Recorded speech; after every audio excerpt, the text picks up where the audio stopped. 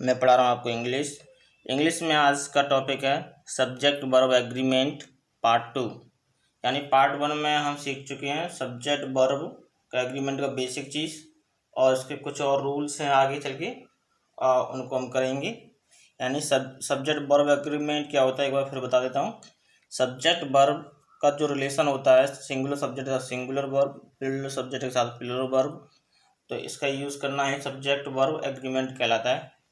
तो कुछ ऐसे कन्फ्यूजिंग वर्ड होते हैं जिन्हें पता कर पाना बड़ा मुश्किल हो जाता है कि सिंगुलर वर्ब आएगी या प्लूरल वर्ब आएगी, तो उन्हीं आज रूल्स को करते हैं। ठीक है, तो पहले कुछ एग्जांपल करते हैं, इससे हमारे सामने प्रॉब्लम खड़ी हो जाएंगी, तो उस प्रॉब्लम का फिर मैं सॉल्यूशन बताऊंगा, फिर अच्छे से कवर हो जाएंगी वो चीज़ें।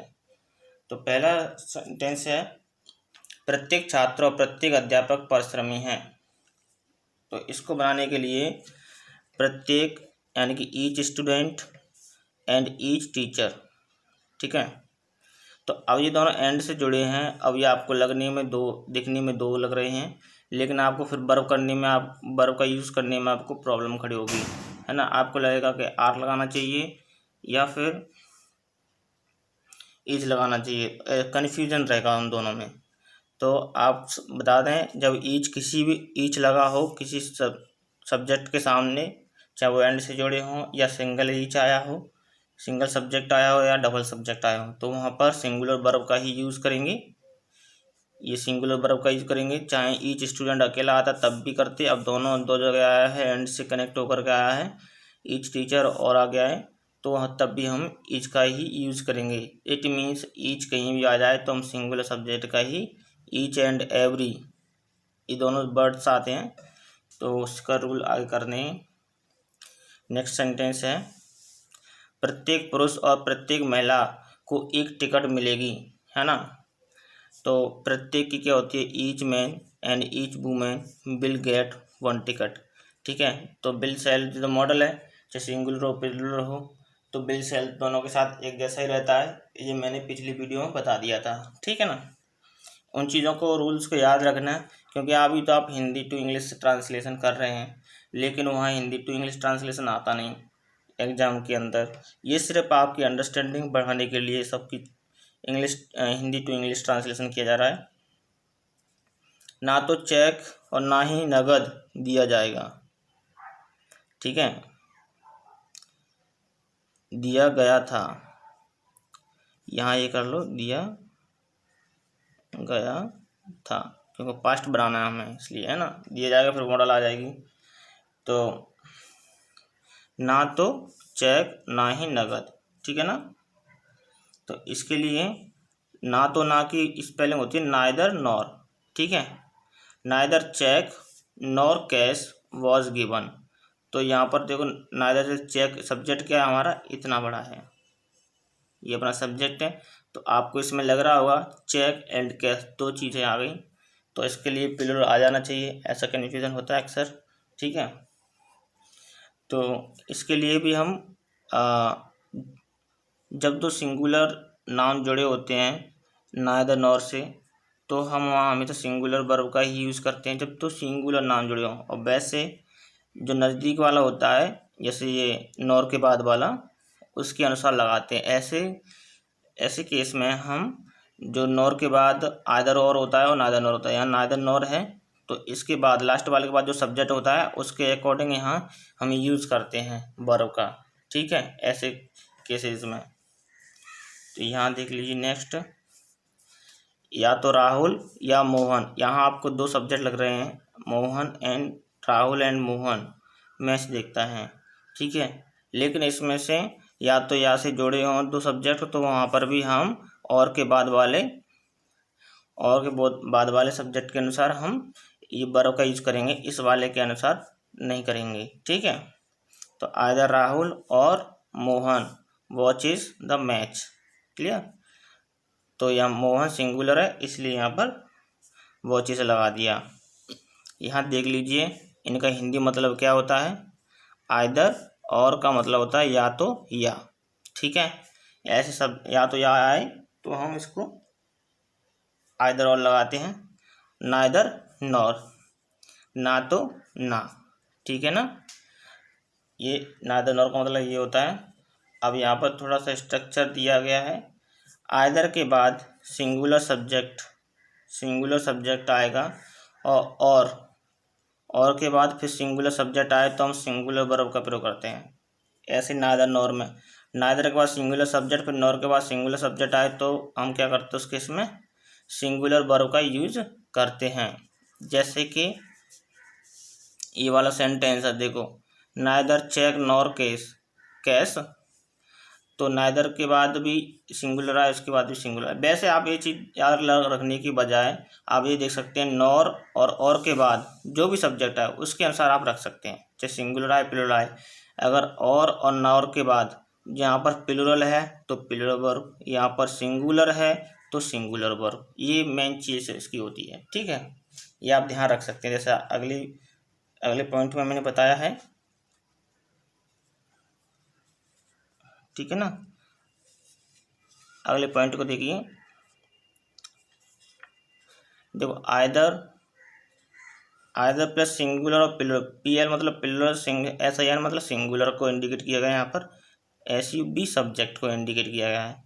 आइदर के बाद सिंगुलर प्लूरल सब्जेक्ट आए, कोई भी आए उससे कोई मतलब नहीं है, या फिर और के बाद सिंगुलर प्लूरल सब्जेक्ट आए तो हम और वाले के बाद के अनुसार हम लगते हैं। इसके बाद जो अगर सिंगुलर है तो सिंगुलर वर्ब और प्लूरल है तो प्लूरल वर्ब रखेंगे। बाद वाले आइदर और नाइदर नॉर से अगर सब्जेक्ट कोई जुड़े हैं तो उसके हम बाद वाले सब्जेक्ट के अनुसार ही हम वर्ब का यूज़ करेंगे। अगर सिंगुलर है तो सिंगुलर, प्लूरल है तो प्लूरल, ये बात ध्यान रखना। ठीक है, ऐसे नाइदर नॉर के केस में होता है। आई नॉर के बाद अगर सिंगुलर सब्जेक्ट है, इस नॉर के बाद अगर सिंगुलर सब्जेक्ट है तो सिंगुलर वर्ब आएगी, प्लूरल तो प्लूरल वर्ब आएगी। ठीक है, तो इसमें मैंने दिया का प्रयोग और यहाँ से वर्ब का प्रयोग और या नॉर के बाद वाले सब्जेक्ट के अनुसार किया जाएगा। ठीक है ना, ये बात क्लियर होगी। चलो नेक्स्ट करते हैं। इसके कुछ एग्जाम्पल्स हैं, फिर से करके देखते हैं। ठीक है, या तो उसने या उसके दोस्तों ने कक्षा में शोर करते हैं। दोस्त या उसके दोस्तों ने कक्षा में शोर, दोस्त लिख देते हैं, हिंदी गलत हो गया। या तो उसने या उसके दोस्त यहाँ पर भी सही फिट नहीं बैठ रहा है। या तो वह या उसके दोस्त कक्षा में शोर करते हैं। ठीक है, या तो वह, अब ठीक है, या तो वह या उसके दोस्त कक्षा में शोर करते हैं, तो वह की इंग्लिश आयद या तो की पहले लगाते हैं आइदर ही, और या मतलब और his friends make a noise in the class.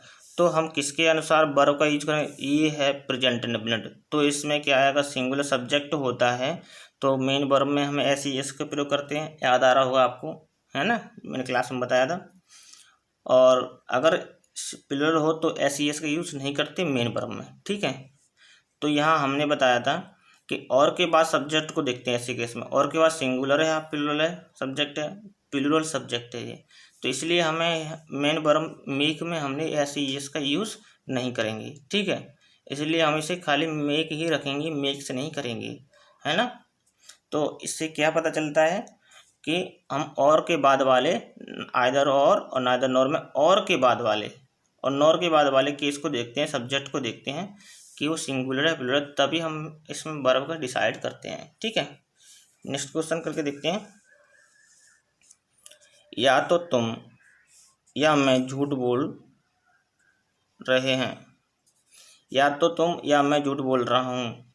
ठीक है, या तो तुम या मैं झूठ बोल रहा हूँ, तो इसको देखते हैं। तो या के आइदर यू और आई, या की और आ जाएगी, मैं की आई होगी।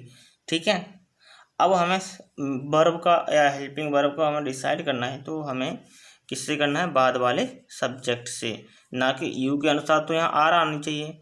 एग्जाम में आता है कि हिंदी तो नहीं आएगी एग्जाम में, आपको यहाँ पर आर और एम दे देगा, ऐसे करके क्या आएगा इसमें। तो आपको पता करना है कि और के बाद वाले के लिए तो बाद वाले सब्जेक्ट से हम डिसाइड करते हैं कौन सी वर्ब आएगी। तो इसमें क्या आएगी, एम आएगी। ठीक है, इसको हटा दिया जाएगा, तो एम इधर राइट आंसर। तो टेलिंग अ लाई। ठीक है, तो वर्ब का डिसाइड कैसे होता है, ना नॉर और के बाद वाले सब्जेक्ट के अनुसार ही वर्ब का डिसाइड होता है। अगर और नॉर के बाद सिंगुलर है तो सिंगुलर वर्ब, और प्लूरल है तो प्लूरल वर्ब का यूज करते हैं। ठीक है, नेक्स्ट क्वेश्चन है, ना तो मैं और ना ही मेरे दोस्त दौड़ रहे थे।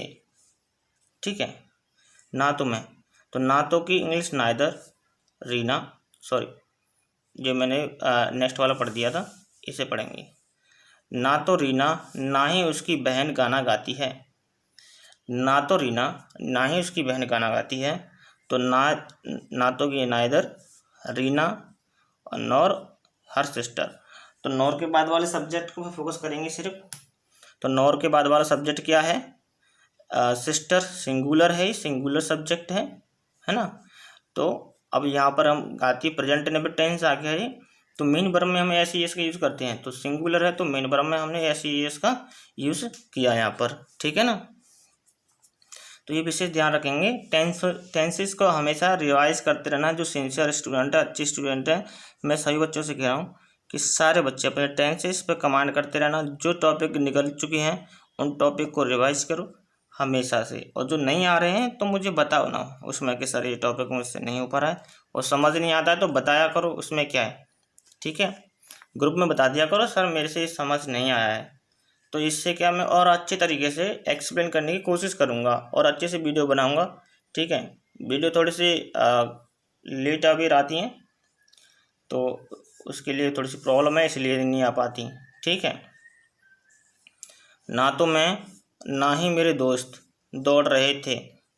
ना तो मैं, तो ना तो neither I nor my friends were running. अब देखो ये क्या है, नॉर के बाद प्लूरल सब्जेक्ट आया है, तो यहाँ हमने प्लूरल वर्ब यूज़ की है ना। तो ये चीज़ आप देख रहे हैं, तो इस तरह से आप समझ गए होंगे नाइदर नॉर और आइदर और का यूज़, है ना।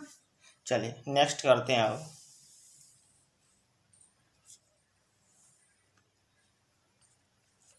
यदि किसी सब्जेक्ट के पहले, है ना, ऐसा भी स्टार्टिंग में हमने ईच एवरी वाला किया था।